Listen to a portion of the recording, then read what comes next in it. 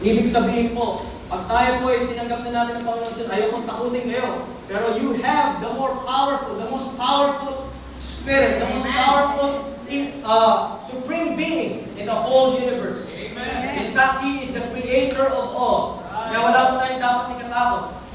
Kaya sabi ng salita ng Diyos, hinahanap nila nung nalaman nila naging hari, si David, ay pinagplanuhan nilang hanapin.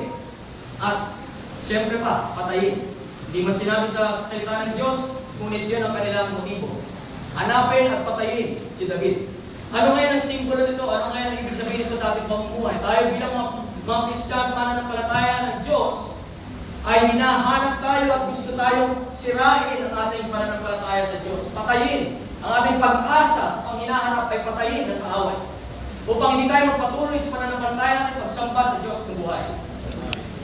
God wants us to stay and remain in Him. Amen. So that we may know Him more.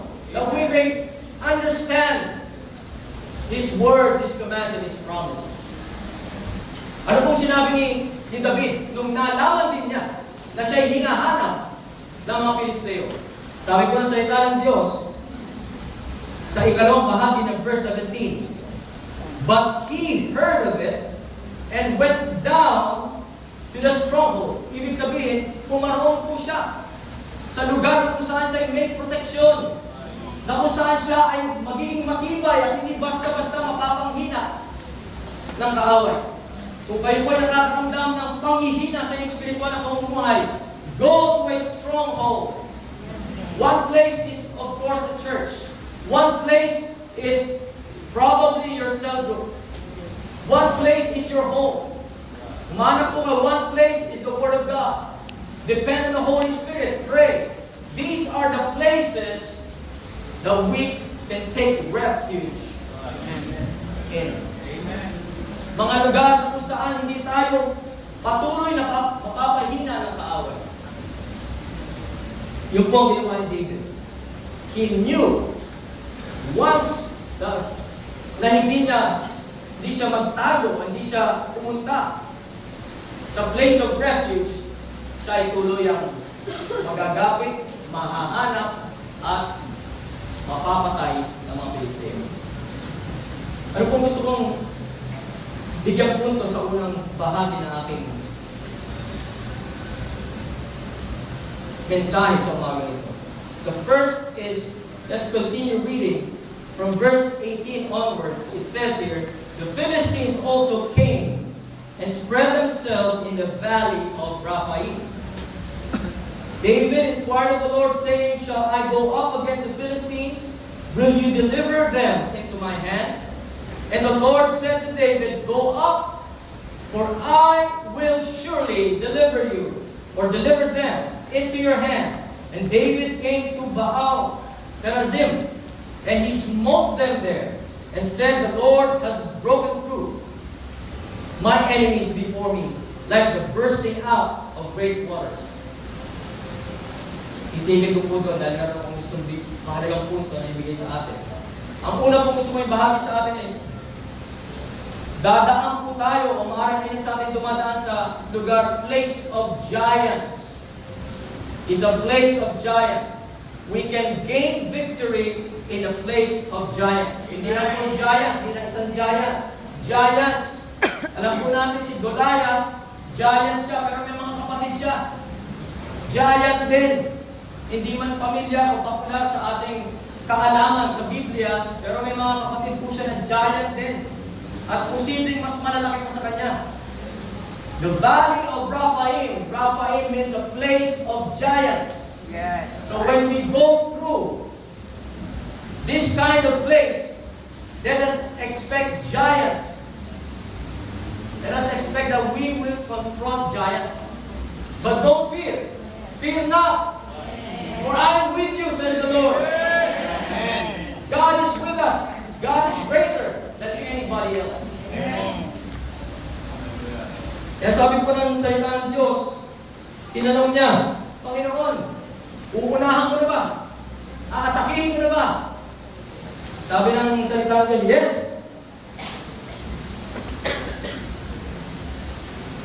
Sabi ng Biblia, will you deliver them into my hand? And the Lord said to David, go up, for I will surely deliver them into your hand. So may assurance na, binigyan na ng pangako ng Diyos si David, panalo ka. Mananalo ka. Kahit malalaki pa yung kakaharapin mo. And then, he went on, and David came to Baal Perazim. This is very significant. And he smote them there, and said, the Lord has broken through my enemies before me like a bursting out of great waters. So he called the name, that place, especially in the Amplified Translation, that place, Baal Perazim, means the Lord of breaking through. The Lord of breaking through. We cannot break through without going through it. We cannot break through without having the willingness to go through it. Kinakailangan po na tayo ay mayroong desire and belief and have the faith to go through because we believe that Jesus Christ is with us. The Holy Spirit is with us. Even though we are confronted with giants, we can go through. Amen. Because that is the place that what God wants us to go through. Hallelujah.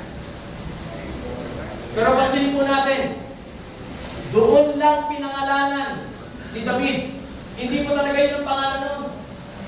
Ang pangalan ng Valley of Rephaim. Ang pangalan ng place of giants.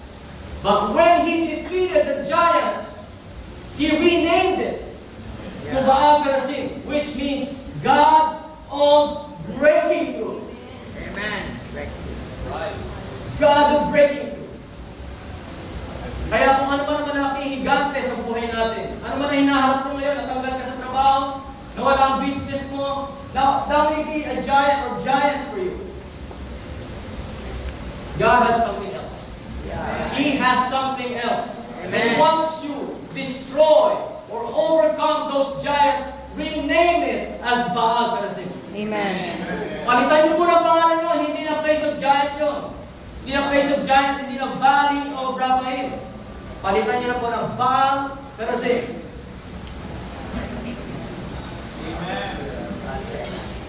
Dumaan po ako sa maraming giants. At alam ko kayo din, lahat tayo dumadaan. Walang exception. Sa tax na lang, matindi. Nung nakita ko, nag-ano ko sa accountant ko, $5,000 tax ko. Saan ko kukunin yun?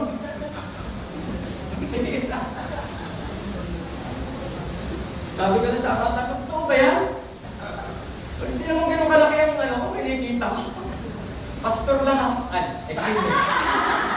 I don't want to say now. I reserve myself. Pastor ako.